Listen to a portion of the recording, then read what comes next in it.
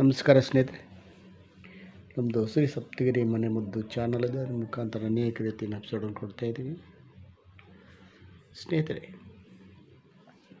ಪ್ರಕೃತಿಯಲ್ಲಿ ಎಲ್ಲ ರೀತಿಯ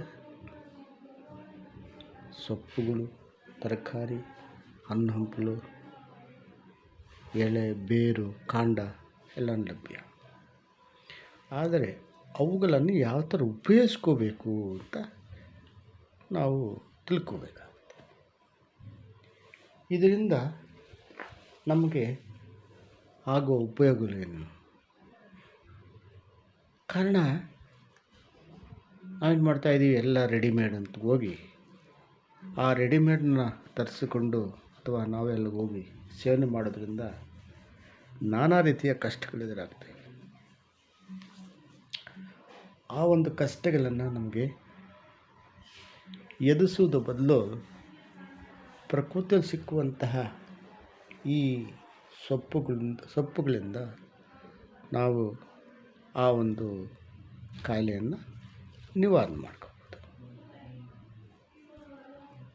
ಉದಾಹರಣೆಗೆ ಅಜೀರ್ಣ, ಮಲಬದ್ಧತೆ, ತಲೆನೋವು, ತಲೆಸುತ್ತು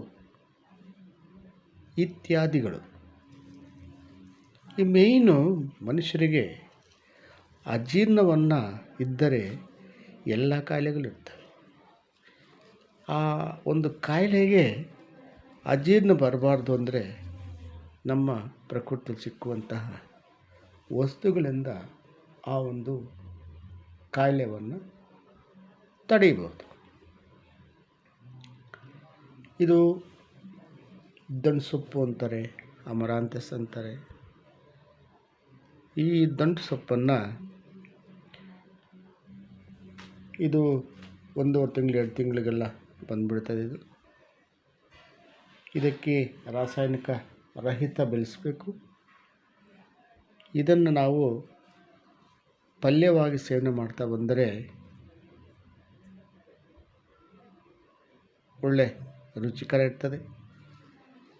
ಅದೇ ಈ ಮಸೊಪ್ಪು ಅಂತಾರೆ, ಅಂದರೆ ಈ ಚಿಗುರನ್ನು ಮಾತ್ರ ಈ ಎಲೆನ ಹಾಕಿ ದಂಟು ಹಾಕಲ್ಲ, ಮಸೊಪ್ಪು ಅಂತಾರೆ.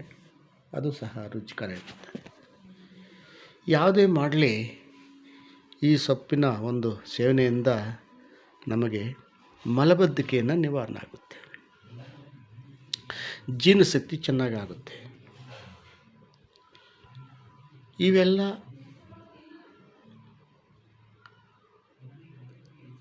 ಕಾರಣಗಳಿಂದ ನಮ್ಮಲ್ಲಿ ಬರುವಂಥ ಅನೇಕ ಕಾಯಿಲೆಗಳನ್ನು ನಾವು ತಡಿಬಹುದು. ಈ ಒಂದು ಅಮರಾಂತಸ್ ದಂಟು ಸೊಪ್ಪನ್ನು ಆಗಾಗ ಸೇವನೆ ಮಾಡ್ತಾ ಬಂದರೆ ನಮಗೆ ಆ ಒಂದು ತೊಂದರೆಗಳು ಬರುವುದಿಲ್ಲ. ಪ್ರತಿಯೊಬ್ಬರೂ ಲಭ್ಯವಿರುವಂತಹ ಈ ಸೊಪ್ಪನ್ನು ಆಗಾಗ ಸೇವನೆ ಮಾಡ್ತಾ ಬಂದರೆ ನಮಗೆ ಎಷ್ಟೋ ಅನುಕೂಲಗಳು ಜಾಸ್ತಿ ಇದೆ. ಸ್ನೇಹಿತರೆ, ಇದನ್ನು ನೋಡಿ ಲೈಕ್ ಮಾಡಿ, ಶೇರ್ ಮಾಡಿ, ಸಬ್ಸ್ಕ್ರೈಬ್ ಮಾಡಿ. ಎಲ್ಲ ರೀತಿ ಎಲ್ರಿಗೂ ಒಳ್ಳೆಯದು. ನಮಸ್ಕಾರ.